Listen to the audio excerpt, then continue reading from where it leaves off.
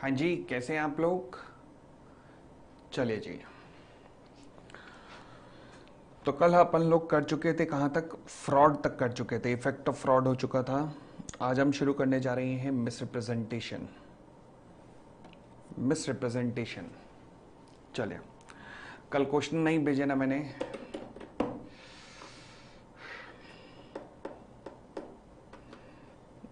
आज भेजता हूँ यार। अच्छा, टेस्ट होके चेक होके सबकी कॉपीज आ गई हैं भाई? क्वेश्चन नंबर 4 से 6 सबकी कॉपीज आ गई हैं?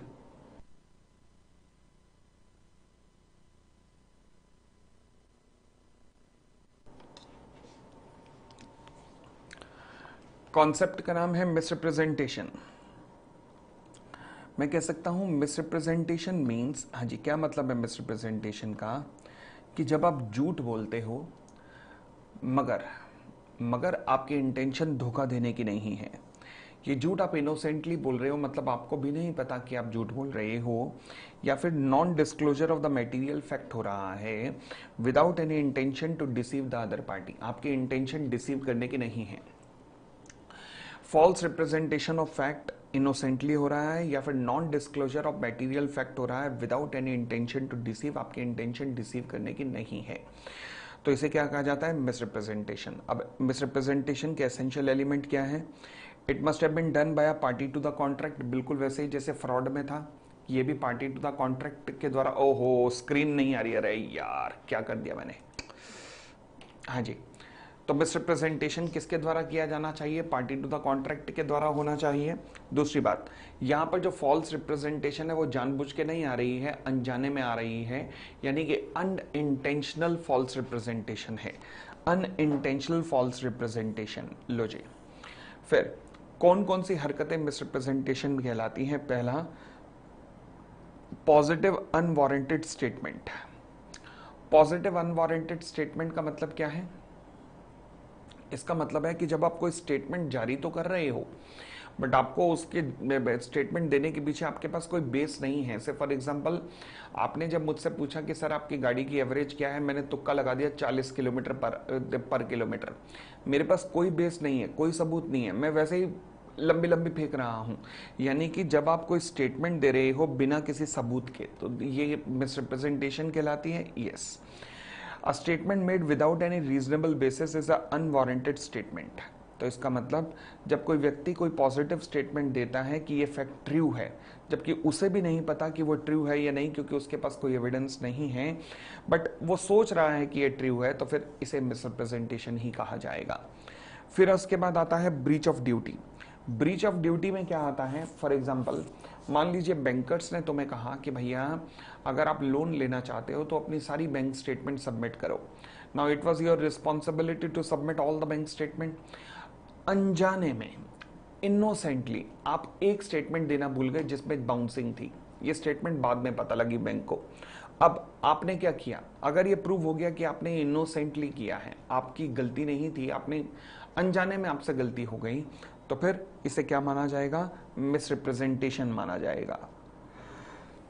मिसरिप्रेजेंटेशन माना जाएगा, यानी कि आपने अपनी ड्यूटी ब्रीच की है, परंतु उस ब्रीच ऑफ ड्यूटी को भी हम मिसरिप्रेजेंटेशन मान रहे हैं। ठीक हो गई थी बात? चलिए, थर्ड कहता है, when a party causes even though done innocently the other party to the agreement to make a mistake as to subject matter. यानी कि जब एक पार्टी की गलती से दूसरी पार्टी मिस्टेक कर बैठे तो भी ये मिसरिप्रेजेंटेशन कहलाएगी। अगर ये गलती जो है वो इनोसेंटली हुई है। से फॉर एग्जांपल, अगर मान लीजिए लड़के वाले लड़की को पसंद करने के लिए आए, परंतु लड़के वाले इतने अमीर थे कि जो लड़की वालों के घर पे आए तो लड़की के माता पिता के तो हाथ पांव फूल गए। वो भाई साहब कुछ बताने की सिचुएशन में नहीं, वो इतना भी नहीं बता पाए कि भैया लड़की को फिट्स आते हैं, दौरे पड़ते हैं, नहीं बता पाए वो। विवाह के बाद जब ये बात पता लगी तो लड़के वाले ने लड़की वालों के ऊपर फ्रॉड का केस कर दिया। ये फ्रॉड नहीं बनता, ये मिसरिप्रेजेंटेशन बनता है, क्योंकि सिचुएशन ऐसी है कि राजा भोज गंगू तेली के पास चले गए हैं और गंगू तेली के हाथ पांव फूल गए। अब हाथ पांव फूल गए तो बेचारे वो बताना भूल गए, तो इसमें क्या दिक्कत है? कोई दिक्कत नहीं है, तो this will amount to misrepresentation. यानी कि एक पार्टी से अगर गलती हो गई, इनोसेंटली गलती हुई है जिसके कारण दूसरी पार्टी मिस्टेक कर रही है, तो this will amount to misrepresentation. बताइए जी, कोई भी दिक्कत यहां तक? कोई भी दिक्कत यहां तक? क्लियर है? चलिए अगली बात, मिसरिप्रेजेंटेशन के कॉन्सिक्वेंसेस क्या होते हैं? अगेन कॉन्ट्रैक्ट क्या हो जाता है? Voidable at the option of the party whose consent was obtained by the misrepresentation. Fraud और मिसरिप्रेजेंटेशन के बीच का फर्क, एक बार आपने एक रीडिंग जरूर करनी है। सिमिलरली कोर्शन और अनड्यू इन्फ्लुएंस में एक रीडिंग आपने जरूर करनी है, वन रीडिंग जरूर करनी है। चलिए उसके बाद आते हैं मिस्टेक के ऊपर। मिस्टेक, हाँ जी, मिस्टेक का मतलब है कि जब किसी चीज के ऊपर आप गलती कर रहे हो, मतलब एरोनियस बिलीफ रख रहे हो, गलत धारणा रख रहे हो किसी चीज से रिलेटेड। फॉर एग्जाम्पल आप ये समझ रहे हो कि पोपली बहुत हेल्थी है क्योंकि स्क्रीन पे ऐसे नजर आ रहा है, जबकि ये कैमरे का कसूर हो सकता है। मैं रियल लाइफ में ऐसा नहीं हूं, मैं तो बहुत पतला हूं, मैं आपसे कितना 100-150 ग्राम ज्यादा होऊंगा बस, और क्या। ठीक है ना? तो यानी कि आप एरोनियस बिलीव रख रहे हो। सिमिलरली आपको सिर पे मेरे देख के लग रहा है कि पोपली के सिर पे बाल नहीं है, नहीं, शायद बाल हैं परंतु कैमरा दिखा नहीं पा रहा, ये भी तो हो सकता है। तो एरोनियस बिलीफ कंसर्निंग समथिंग, समझ आया? बोलो ना हाँ। चले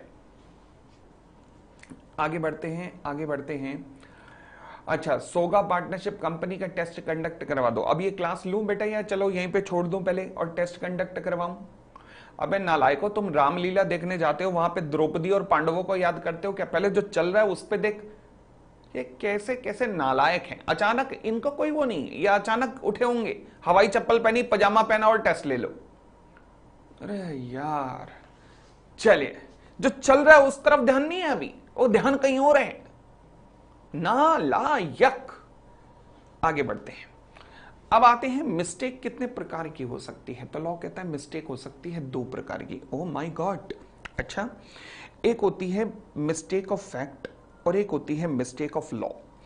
एक मिस्टेक ऑफ फैक्ट होती है और दूसरा क्या होती है? Mistake of law. Mistake of law क्या होती है? जब लॉ को समझने में आपसे गलती हो रही है। और दूसरा मिस्टेक ऑफ फैक्ट, यानी कि जब आप किसी कॉन्ट्रैक्ट के अंदर आप कोई गड़बड़ कर रहे हैं। अच्छा, कॉन्ट्रैक्ट के अंदर गड़बड़ कैसे कर रहे हैं? फॉर एग्जाम्पल मैंने कहा जी मिस्टेक ऑफ फैक्ट की अगर बात करूं, ओहो मिस्टेक ऑफ लॉ तो चलो मिस्टेक ऑफ लॉ भी बात करता हूं, बट फिलहाल मिस्टेक ऑफ फैक्ट पे आएगा। मिस्टेक ऑफ फैक्ट फिर यहां पर 2 तरीके की हो सकती है, एक होता है बाइलेटरल मिस्टेक और एक होता है यूनिलेटरल मिस्टेक। बाइलेटरल मिस्टेक और यूनिलेटरल मिस्टेक, अब मैं 3 एग्जांपल दूंगा, उन 3 एग्जांपल्स के अंदर आपको बहुत मेजर अपना कॉन्सेप्ट क्लियर करना है कि पेपर में आ जाए तो बस संभाल लो। यहां पर समझना, बड़े ध्यान से समझना, ये 3 एग्जांपल्स के अंदर क्लियर करना है आपको कॉन्सेप्ट। लो जी, ये एक फोटो फ्रेम है। इस फोटो फ्रेम के अंदर रुक जाओ, मैं थोड़ा सस्पेंस रखना चाहता हूं, कहीं ऐसा ना हो कि आप कहें कि यार ये कैसे एकदम हो गया, तो मैं थोड़ा सस्पेंस रखना चाह रहा हूं। ये लो,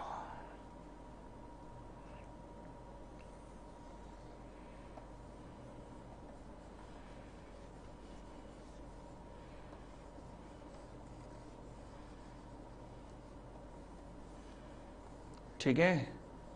अच्छा, आप कहां देख पा रहे होगे अभी? तो लो जी, अभी देख पाओगे, चिंता मत करो, चिंता मत करो, बस सस्पेंस उठने ही वाला है। सस्पेंस उठ गया ये। हाँ,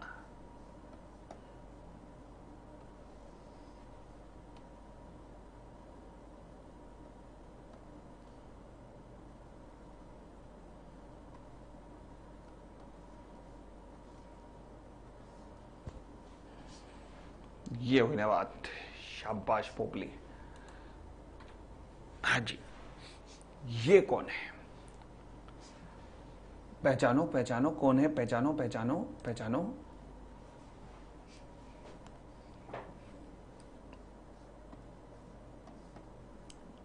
मान लीजिए ये सेलर है,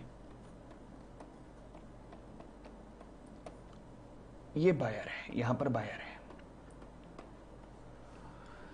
बायर आया, उसने फोटो देखी, भाई साहब देखता ही रह गया। ऐसा लग रहा था साक्षात कोई महिला सामने खड़ी है। इसने सेलर से पूछा, ईमानदारी से बताना सेलर साहब, ये जो माधुरी है, ये जो माधुरी की फोटो है, ये एमएफ हुसैन ने बनाई है? सेलर को भी नहीं पता था, सेलर को भी नहीं पता था कि ये माधुरी है या कोई और है। नहीं, मतलब किसने बनाई है, एमएफ हुसैन ने बनाई है या किसी और ने बनाई है? सेलर ने कहा हाँ हाँ उसी ने बनाई है। भाई साहब, सेलर भी गलती कर रहा है, बायर भी गलती कर रहा है, दोनों गलती कर रही हैं। Now this is called bilateral mistake. क्योंकि एमएफ हुसैन की नहीं है तो पोपली की बनाई हुई है,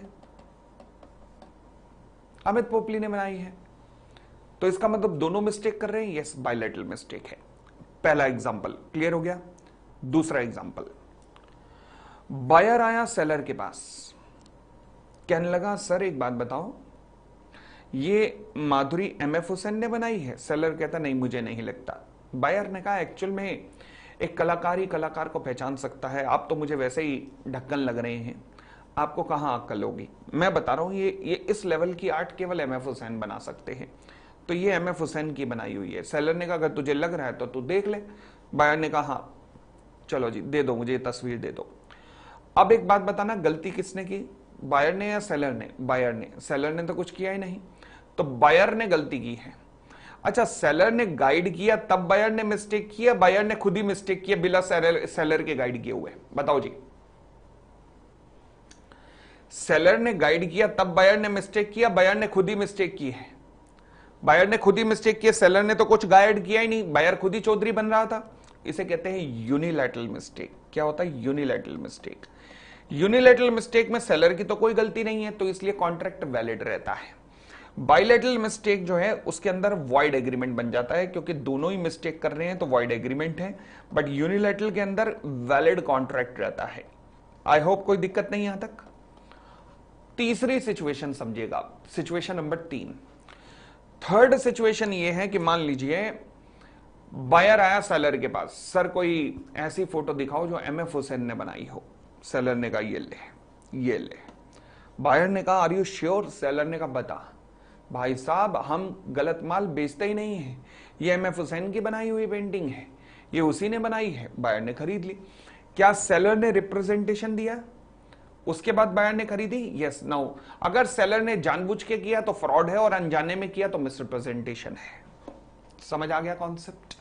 एक ही एग्जांपल में 4 चीजें, bilateral mistake, unilateral mistake, misrepresentation, fraud, चारों चीजें समझ आई?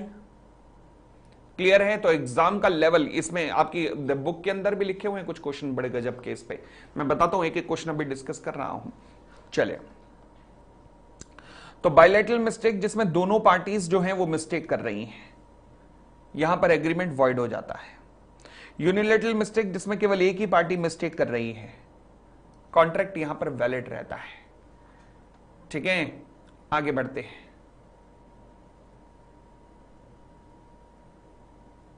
हाँ क्रिश, होगा ना। अब हम आते हैं मिस्टेक ऑफ लॉ पर। मिस्टेक ऑफ लॉ 2 तरीके की हो सकती है, एक होती है मिस्टेक ऑफ इंडियन लॉ, एक होती है mistake of foreign law. Indian law मतलब, फॉर एग्जाम्पल पापा ने तुम्हें बाइक दी, तुमने बिना हेलमेट के बिना लाइसेंस के रेड लाइट क्रॉस कर दी, चालान कटेगा कि नहीं? तुम अगर पुलिस वाले को फिर ये कहते हो कि अरे सॉरी सर, मुझे पता नहीं था कि गाड़ी चलाने के लिए लाइसेंस की जरूरी होती है, मुझे पता नहीं था कि रेड लाइट क्रॉस नहीं की जाती, तो क्या वो तुम्हें छोड़ देगा या चालान काटेगा? चालान काटेगा। तुम्हारा ये कहना कि तुम्हें पता नहीं था, ये बात एक्सेप्ट नहीं की जाएगी, because everyone is supposed to know the law of his country. इसलिए मिस्टेक ऑफ इंडियन लॉ अगर होती है तो फिर वैलिड कॉन्ट्रैक्ट रहता है, मतलब चालान होगा ही होगा। परंतु मिस्टेक ऑफ फॉरेन लॉ अगर रहती है तो मानते हैं कि अगर 2 पार्टीज इंडिया में बैठी हैं और किसी फॉरेन लॉ से रिलेटेड मिस्टेक कर रही हैं, फॉर एग्जांपल आपने कहा जी हम चाइना से स्टील इंपोर्ट करेंगे, ठीक है, चाइना से स्टील इंपोर्ट करोगे और आप मुझे भेजोगे ना, आपको पता ना मुझे पता कि चाइना ने स्टील के एक्सपोर्ट पर बैन लगा दिया है, तो हम दोनों मिस्टेक कर रहे हैं चाइना से कानून से रिलेटेड। तो इसका मतलब क्या होगा, बायलेटरल मिस्टेक की तरह ट्रीट किया जाएगा और यहां पर एग्रीमेंट को वॉइड मान लिया जाएगा। ठीक हो गई इतनी बात भी? चले जी, तो ये हुआ मिस्टेक। अब मैं सारे क्वेश्चन आंसर एक बार डिस्कस कर रहा हूं, मेरे साथ देखिएगा। Sohan induced Suraj to buy his motorcycle, saying that it was a very good condition. After taking the motorcycle, Suraj complained that there were many defects in the motorcycle. Sohan proposed to get it repaired and promised to pay 40% cost of repair. Okay. After a few days, the motor did not work at all. Now Suraj want to resign the contract. बताइए सूरज, क्या आप तुम contract को मना कर सकते हो? पहली बार तुम्हारे पास मौका था, सूरज ने कंप्लेन किया कि there were many defect in the motorcycle, तेरे पास मौका था तो कॉन्ट्रैक्ट को वॉइडेबल ट्रीट कर सकता था, तूने नहीं किया, रिपेयर करा के वापस ले आया। अब क्या दूसरी बार सूरज के पास राइट है रिसाइन करने का? बोलो हां या ना। सबसे पहले तो आप क्या करेंगे, लिखा है सोहन, वर्ड है इंड्यूस्ड सूरज, यानी कि सोहन ने उकसाया, रिप्रेजेंटेशन दी सूरज को कि मेरी मोटरसाइकिल ले ले। अब सर अगर यहां पे उकसाया तो दो चीजें हो सकती हैं, या तो मिसरिप्रेजेंटेशन या फ्रॉड। क्या जानबूझकर इंटेंशनल वर्ड कहीं लिखा है? नहीं लिखा, तो फ्रॉड का ऑप्शन भी काट देना, बचा क्या? मिसरिप्रेजेंटेशन। समझ आया कैसे समझते हैं, कैसे पकड़ते हैं कॉन्सेप्ट को? बोलो ना हां, कैसे पकड़ा जाएगा कॉन्सेप्ट, समझ आया? चले, तो मिसरिप्रेजेंटेशन को पहले डिफाइन करोगे पूरे का पूरा, फिर मिसरिप्रेजेंटेशन में क्या क्या आ सकता है सब कुछ लिख सकते हो, सब कुछ लिखा। उसके बाद आइएगा, मिसरिप्रेजेंटेशन में कॉन्ट्रैक्ट क्या होता है? वॉइडेबल हो जाता है जिस पार्टी की कंसेंट गलत तरीके से प्राप्त की गई है। अच्छा, अब यहां पर एक कीवर्ड है, देखिएगा की लाइन है यहां पर, कहता है aggrieved party loses the right to resign the contract if he after becoming aware of the misrepresentation. आपको पता लग गया है कि मिसरिप्रेजेंटेशन आपके साथ हुआ है, वो उसने बेनिफिट लेने से मना कर दिया, या दूसरे शब्दों में अगर आपने हां कर दिया कॉन्ट्रैक्ट को, तो फिर हां कर दिया तो कांट हेल्प इट, फिर कुछ नहीं हो सकता। यानी कि आपके पास मौका था, पहली बार में ही आप मना कर देते, बट आपने मना नहीं किया, तो फिर दूसरी बार में मौका नहीं मिलेगा मिसरिप्रेजेंटेशन में वॉइडेबल का। अब आप रिपेयर करवा सकते हो, बस और कुछ नहीं है। तो यानी कि Suraj could not resign the contract is acceptance to the offer of Sohan to bear 40% will amount to acceptance. तो ये बहुत अच्छा पॉइंट है और ये बहुत कीवर्ड्स हैं, ध्यान रखना। ये समझ गए? अरे हां बोल दो यार, हां बोल दो।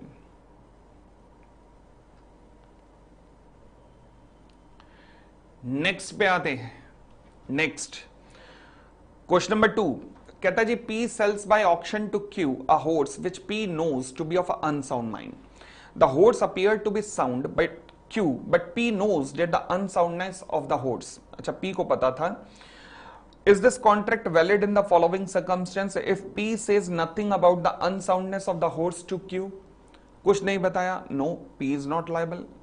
Mere silence is not fraud. If P says nothing about it to Q, who is P's daughter who has just come of the age, अबरमई फिदियाई हो गया है, तो फिर फिड्यूशरी नेचर का कॉन्ट्रैक्ट है, तो ड्यूटी टू स्पीक अराइज हो गई है, duty to speak. Third, if Q says to P, if you do not deny it, I shall assume that the horse is sound. P says nothing. Again, क्या ये fraud कहलाएगा? जी हां, ये भी fraud है, कोई दिक्कत नहीं।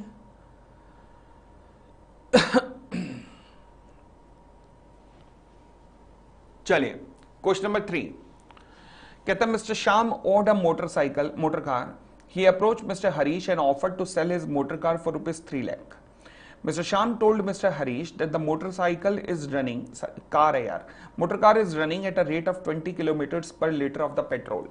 Okay, both the fuel meter and the speed meter of the car were working perfectly. Mr. Harish agreed with the proposal of Shyam and took delivery of the car by paying ₹3 lakh to Mr. Shyam.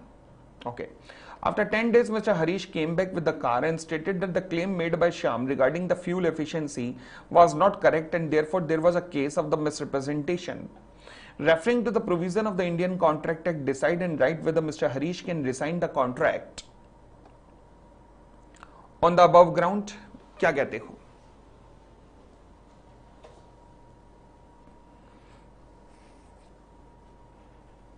बहुत अच्छा question है, इसे भी mark कर लेना, बेहतरीन question की category का क्वेश्चन है ये। बताओ जी बताओ,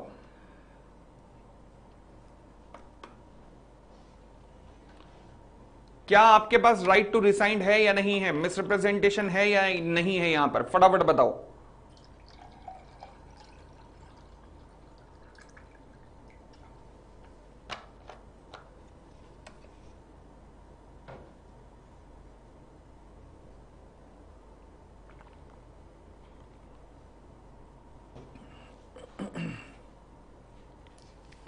क्या यहां पर मिसरिप्रेजेंटेशन है या नहीं है,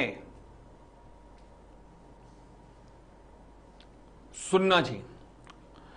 अगर सामने वाला कहता है कि तुम मेरी मोटरसाइकिल खरीद लो और इसकी एवरेज 20 किलोमीटर पर लीटर है, तो क्या आपको उसकी बात पे बिलीव कर लेना चाहिए या आपको एक बार चेक कर लेना चाहिए?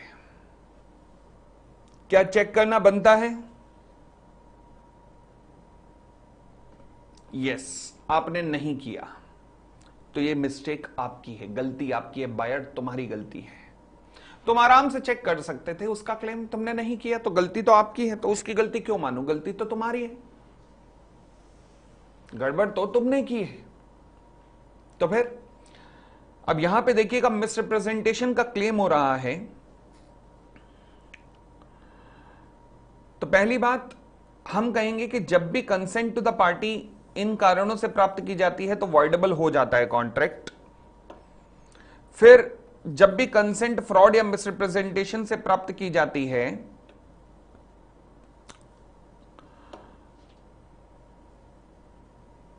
उसमें अपनी तरफ से तो मिसरिप्रेजेंटेशन किया था, हां किया था, बट सामने वाले ने इसके पास means of discovering the truth था ना। सुनना, ये लाइन की वो लाइन है जो अब मैं बोलने जा रहा हूं। कहता है if the consent was caused by the misrepresentation और by silence fraudulent within the meaning of section 17, ये कीवर्ड है, ध्यान रखना, इनको मार्क कर लेना। अगर कंसेंट को मिसरिप्रेजेंटेशन या साइलेंस से प्राप्त किया गया जो कि फ्रॉड है, the contract is not voidable if the other party whose consent was so caused had the means of discovering the truth with the ordinary diligence। ये बहुत ही जबरदस्त लाइन है, बहुत जबरदस्त लाइन है। आप इसको शुरुआत कैसे करेंगे? यहां पर आपने ये वाला पैरा लिखा कि जब भी consent to the party coercion fraud misrepresentation वगैरह के थ्रू होती है कॉन्ट्रैक्ट वॉइडेबल हो जाता है। अब वो भी पैरा लिखना है नहीं लिखना वो भी तुम्हारी इच्छा पे है। तुम क्या करोगे? Step number 1, meaning of misrepresentation. Misrepresentation उसने क्लेम किया है तो सबसे पहले मिसरिप्रेजेंटेशन को डिफाइन करोगे। फिर step number 2, essential element of misrepresentation लिखोगे।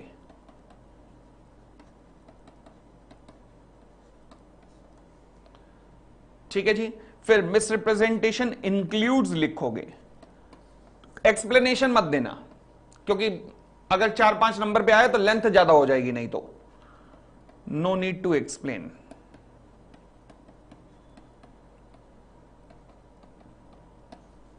उसके बाद ये वाला para, the most important para, ये पैरा लिखोगे।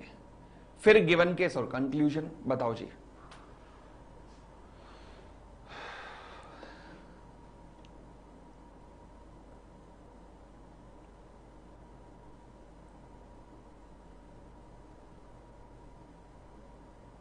कोई दिक्कत?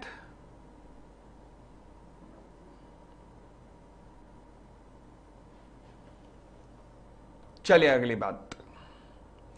Kapil went to a departmental store to purchase a steel pan. Okay, he asked the salesman about the area in the departmental store where the steel pans are kept. The salesman indicated him the area with the instruction that the steel pan and other metals pan are also kept. Okay. Kapil wrongfully picked an aluminium pan in place of a steel pan. Okay. The salesman watched but said nothing to Kapil. अच्छा, कपिल ने पहले salesman को कहा है कि he asked the salesman about the area in the departmental store where the steel pans are kept.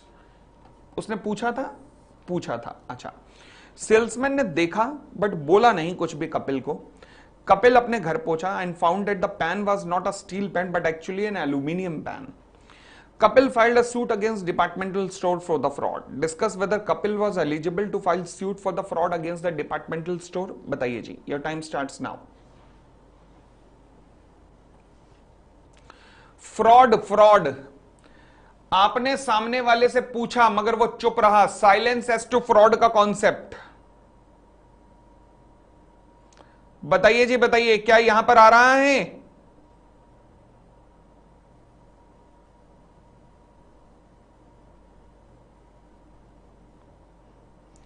It was not the duty of the salesman to inform Kapil about his mistake. Hence, there was no fraud and Kapil was not eligible to file suit for the fraud against the departmental store under the Indian Contract Act. Kapil ने दो चीजें होती हैं देखो, या तो कपिल ने salesman को कहा हो कि भैया मुझे स्टील का पैन दे दो, फिर फ्रॉड है. उसने केवल स्टील पेन का पता पूछा और उसने बता दिया कि वहां स्टील पेन पड़े हैं, उठाया तो कपिल ने है. समझ आया? सबसे पहले मीनिंग ऑफ फ्रॉड.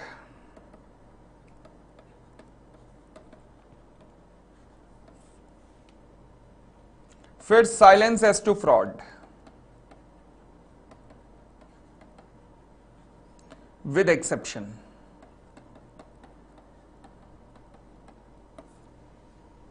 ठीक है.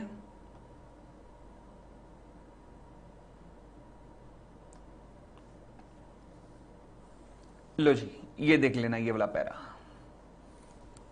ये वाला पैरा, ये एज इट इज क्वेश्चन आने के चांसेस हैं अगले एक या दो अटेम्प्ट के अंदर ही. बिल्कुल एज इट इज आएगा.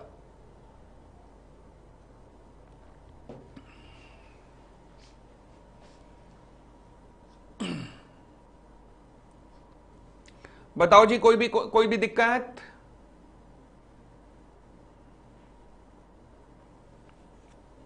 बढ़ सकता हूं आगे? चले. Question number 5. Chandan was suffering from some disease and was in great pain. He went to Mr. Dr. Junjunwala, whose consultation fees was ₹300. The doctor agreed to treat him, but on the condition that Chandan had to sign a promissory note of 5,000 payable to doctor. अच्छा, Chandan signed the promissory note and gave it to doctor. ये तो नाजायज फायदा उठा गया. On recovering from the disease, Chandan refused to honor the promissory note. State with reason can the doctor recover the amount. क्या हो रहा है? डॉक्टर पेशेंट कौन सा हुआ? Fraud, misrepresentation, coercion, undue influence. Doctor patient बताओ फटाफट.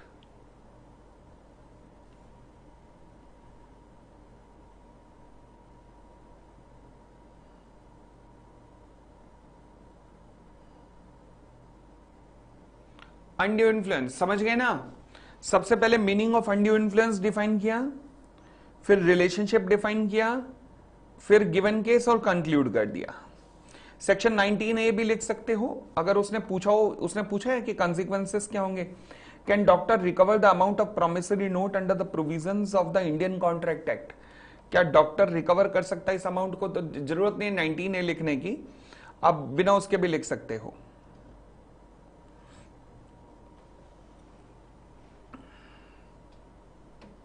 ठीक है. Why a devotee and wants to donate an elephant to the temple as a core part of the ritual worship. He contracted Mr. X who wanted to sell his elephant. Mr. X contracted with Mr. Y to sell his elephant for ₹20 lakh. Both were unaware that elephant was dead a day before the agreement. Oh, कौन सी mistake है? Meaning के बाद क्या लिखना है? Meaning के बाद लिखना है रिलेशनशिप जहां पर अनड्यू इन्फ्लुएंस हो सकता है.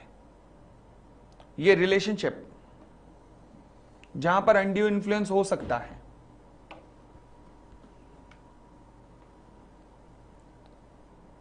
अब ये कहां पर आएगा? यहां पर डॉक्टर एंड पेशेंट यहां पर आ जाएगा.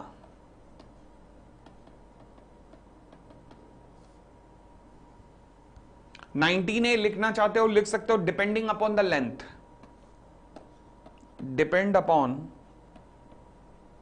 Number of marks. याद है 19A के अंदर क्या था? सेक्शन 19A के अंदर एग्रीड पार्टी को कोर्ट चाहे तो सारा वापस दिलवा सकता है, शायद कुछ वापस ना दिलवाए, शायद पार्टली वापस दिलवाए, मतलब सॉरी डोमिनेटिंग पार्टी को।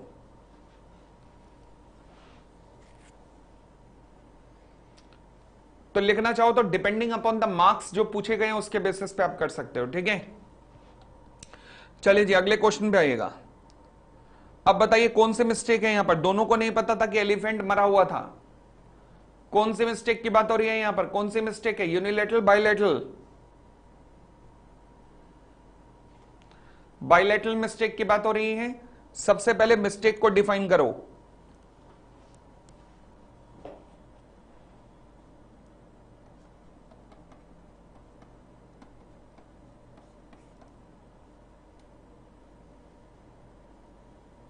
फिर उसके बाद बायलेटरल मिस्टेक को डिफाइन करो।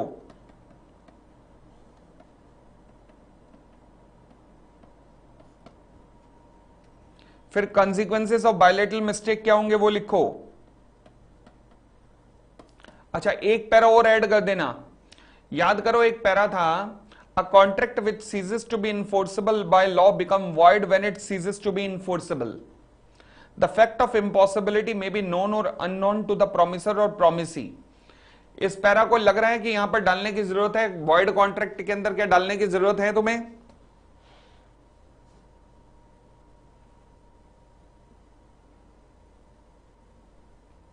जरूरत नहीं है, हटा देना।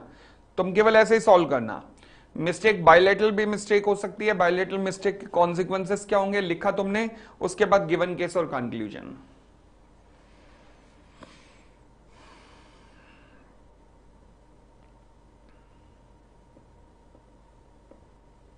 आप लिखना चाहो तो एक और चीज लिख सकते हो, वो लिख सकते हो इनिशियल इम्पॉसिबिलिटी के बारे में।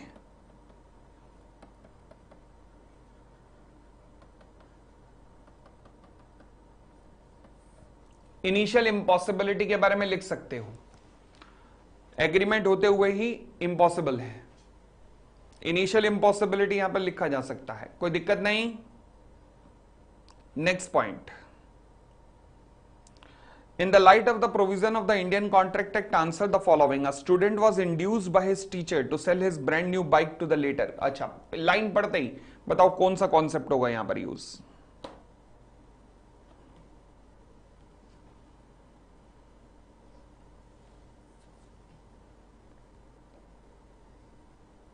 बोलो बोलो बोलो बोलो।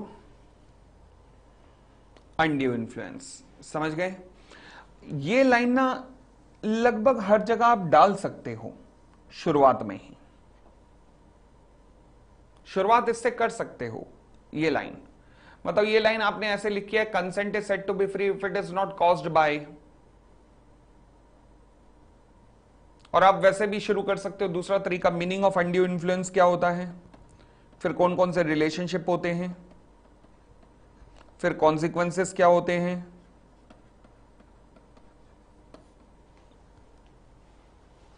कोई दिक्कत तो नहीं?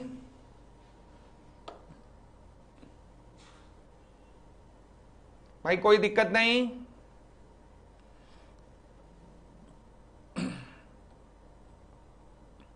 Next point, Karan agreed to purchase wooden table for his study room from Mr. X. The table was in good condition and was examined by Karan before purchasing. He found no defect in it and paid 20,000 for that table. Later on, it was found that one leg of the table is broken and Mr. X has pasted the wood and tried to hide the defect in the table. Can Karan return the table and claim the amount back? बताइए जी, ये तो जानबूझ के हुआ है गड़बड़। दोनों लिख सकते हैं साथ में, मतलब रिपीटिशन नहीं होना चाहिए, मैं ध्यान रखो। बताओ जी बताओ फटाफट, ये फ्रॉड है या मिसरिप्रेजेंटेशन का केस है?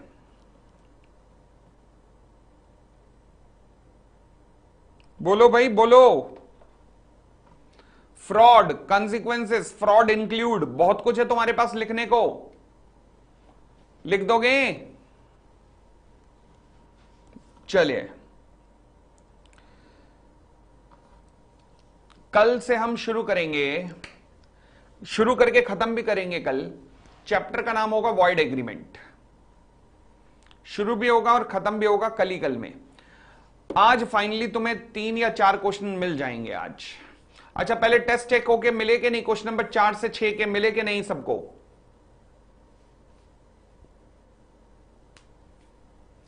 ऐसे 10 तक फुल सिलेबस कैसे होगा? तो ये किसने कहा नहीं होगा कुछ भी?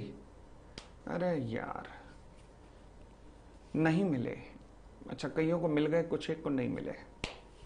चलो मैं स्पीड बढ़वाता हूं जरा टीम की। ठीक है, आराम से 10 सितंबर तक सारा खत्म हो जाएगा, डोंट वरी, उसकी टेंशन आप ना लीजिए, वो मेरे ऊपर छोड़ दीजिए।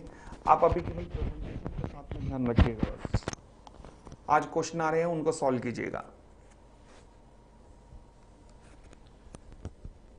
आज जो क्वेश्चन आ रहे हैं उनको सॉल्व कीजिएगा, ठीक है? धन्यवाद, थैंक यू।